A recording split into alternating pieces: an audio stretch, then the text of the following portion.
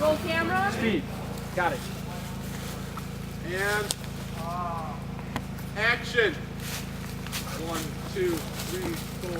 1, 2, 3, 4. 1, 2, 3, 4. Cops. 1, 2, 3, 4. 1, 2, 3, 4. SWAT.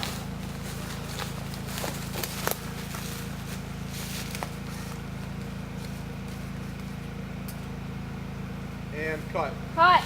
In this movie, we hit the ground running without very much explanation. Readers are instantly in Connor's shoes. I wanted them to be as disoriented as he is, to give them a brief little look inside what is his demented psyche. There was no rationality behind it, and that is what inspired Threshold. It is a nightmare from which there is no awakening. What we were going for was kind of a Children of Men feel, with those long, fluid takes, just everything, you know, you're right there with the action, and the idea was, how do we give the audience that feel that they're right there with Connor, the main character, right there as he's going through everything. And the idea was, well, if we do fluid takes, less cuts, it brings us closer into that feel that we're in the world, as opposed to just sitting in a chair watching a movie with cut, cut, cut, cut, cut. The biggest challenge we're facing right now is bringing all the equipment out into the woods and making sure we don't trip and die. Because yesterday we were filming at a cliff, and the slightest move, our camera operator, Rob Skates, could have fell off a cliff, and that could have been it.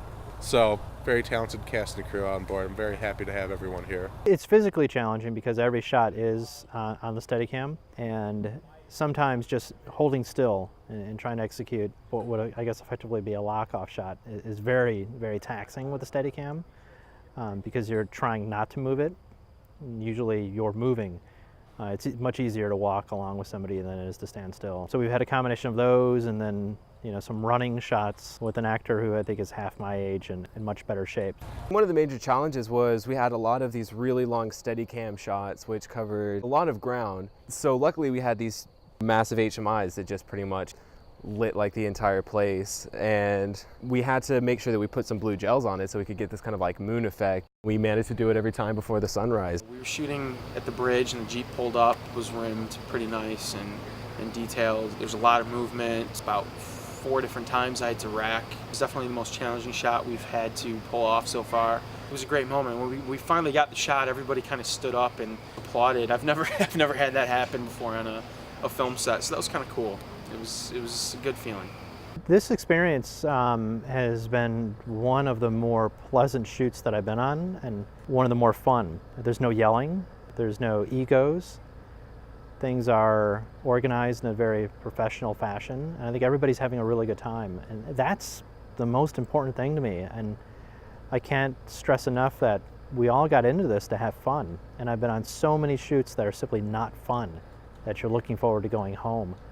And you know, the hours seem like days, and that's not why we got into this. You know, I like to remind people that we should be having fun, and I haven't had to do that at all, because we all are.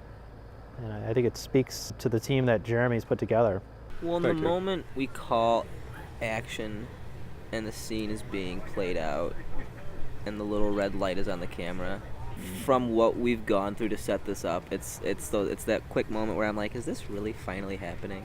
Like, I caught myself a couple times looking around saying, I've been thinking about this, not how it looks, but it looks better.